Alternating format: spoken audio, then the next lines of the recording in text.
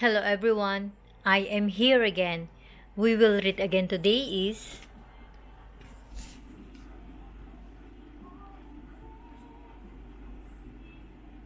My Daily Gospel. I will read is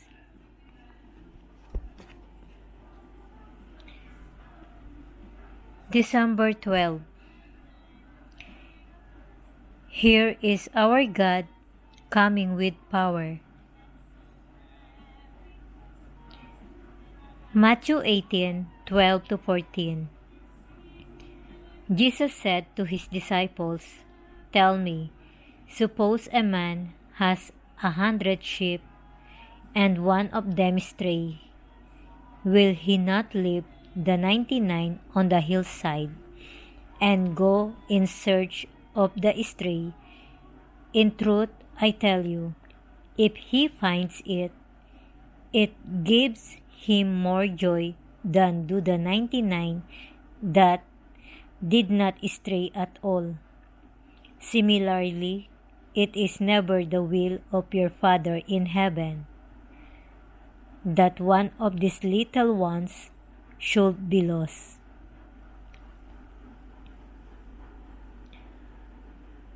Reflection. In today's reading, we have the word picture of a shepherd.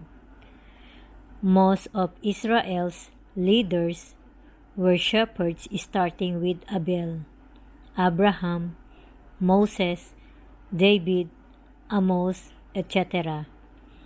But the concept of shepherd in Israel was not limited only to one's occupation. It had taken pastoral and spiritual nuances. In Psalm 23, David calls God shepherd. In John 10, Jesus calls himself the good shepherd. In today's first reading, God is portrayed as a shepherd who will look after his flock and tend the young ones. The Gospel depicts God as a shepherd who is in search of the lost sheep and searches until it is finally found. The point is the joy of finding the lost one, and it is connected with God's joy of receiving a repentance of sinner. In what way do I follow the Lord as my good shepherd? In which areas of my life do I need to return to God?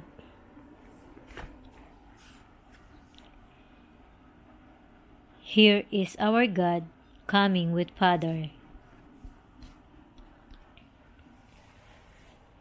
I will always remind you, we will talk to Him even in our minds. We will thank Him every day, and we will pray to Him every day. And the most important thing is that we put Him in our heart and love Him more than in our lives, because He will never forsake us. Gaya rin po ng sinabi ko po sa inyo, palagi ko lang po kayong paalalahanan o ipapaalala sa inyo na kakausapin po natin siya palagi kahit sa ating isipan. Magpapasalamat po palagi tayo sa Kanya sa araw-araw at magpe-pray po palagi tayo sa Kanya sa araw-araw. At ang pinaka-importante po, ilalagay po natin siya sa ating puso at mahalin po natin siya ng higit pa sa ating buhay, kasi hindi po niya tayo pababayaan. Today is December 12. So, ilang araw na lang talaga at magsisimula na po yung simbang gabi dito. Kasi ang simula po ng simbang gabi dito is December 15. Tapos, yung December 15 na yun, dapat naka-booking ka ng December 14. Sa totoo lang, nakaka-excited. Yung simbang gabi po ay totoo po yan. Ako na po mismo magsasabi sa inyo, at hindi lang naman po ako magsasabi sa inyo, kundi marami po. Sa totoo lang, nung 2020, mas marami po yung mga tao kaysa sa mga nakaraang mga taon. Kasi, basta nasa puso po natin siya, check yun. Alam ko at matutupad po ang kanilang mga hiling. Hindi lang naman po ako, kundi halos sa lahat ng mga humihiling sa Kanya ay natutupad. Kaya, kung bakit pabalik-balik sila sa simbang gabi, kasi totoo po yan. Pero ba syempre, bago po muna ulit tayo magtatapos, magbabasa po muna ako. Ang binasa ko po sa araw na ito ay, Here is our God coming with power. Kumbaga sa Tagalog, narito ang ating Diyos na dumarating na may kapangyarihan. Narito ang Panginoong Diyos ay darating na may kapangyarihan, at ang kanyang kamay ay mamumuno para sa kanya. Narito ang kanyang gantimpala ay dala niya, at ang kanyang ganti ay nasa harapan niya.